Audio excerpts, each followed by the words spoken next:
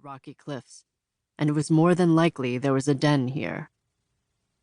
Something soft and cold gently touched his face.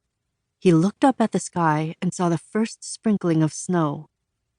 Now he'd have more footprints to track, but he would also have to find the animal quickly and descend the mountain before the snow thickened. He tightened the grip on his bow. If his instincts were true, and the leopard was just below him in its den on the side of the cliff, he wouldn't have to struggle to find it any longer. But he would have to wait at that spot until it came wandering out again, which might be in another hour or 3 days hence. By then, the snow would go over the top of his head while standing. He would become snow and rock and wind.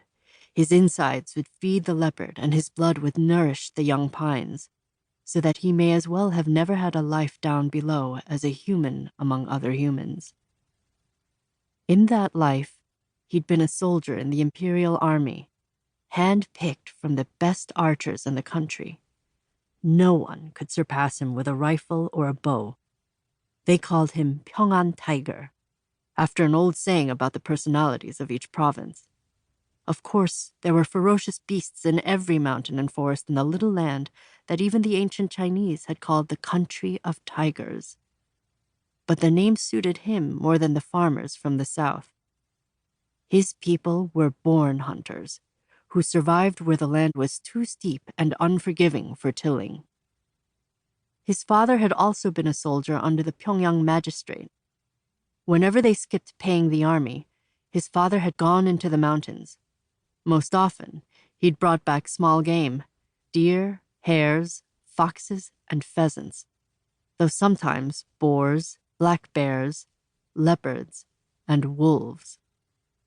When he was a child, his father had killed a tiger by himself, and 6 of the village's strongest men had to come help him carry the beast down the mountain.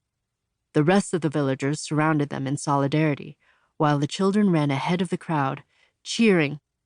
A tiger skin was worth more than a soldier's yearly wage.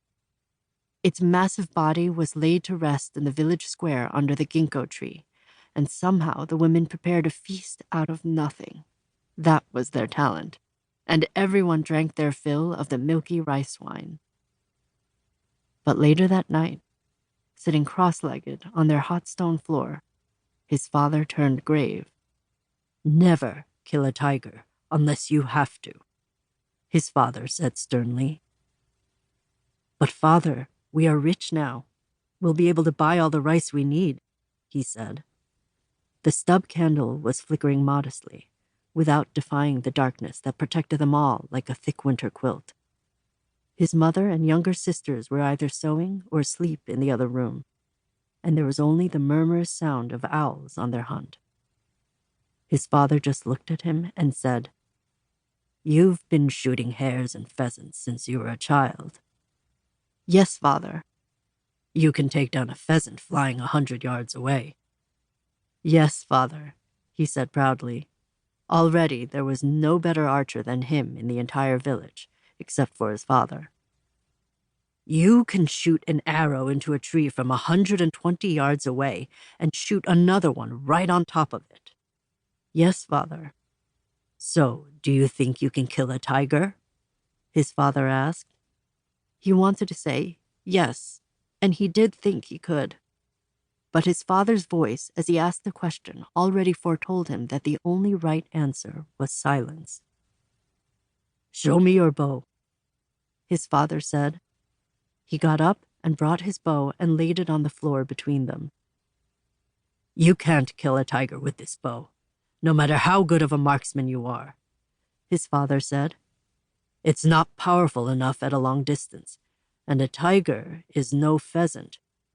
This bow can only carry enough force to wound a tiger if you shoot from 20 yards or under. To fatally wound, 15 yards or less. Do you know how quickly a tiger can cross 15 yards? He admitted his ignorance with silence. "A tiger is 3 yards from nose to the tip of its tail, and can jump over the village tree if it wants to. To a tiger, leaping over this cottage is like skipping over a puddle to you and me."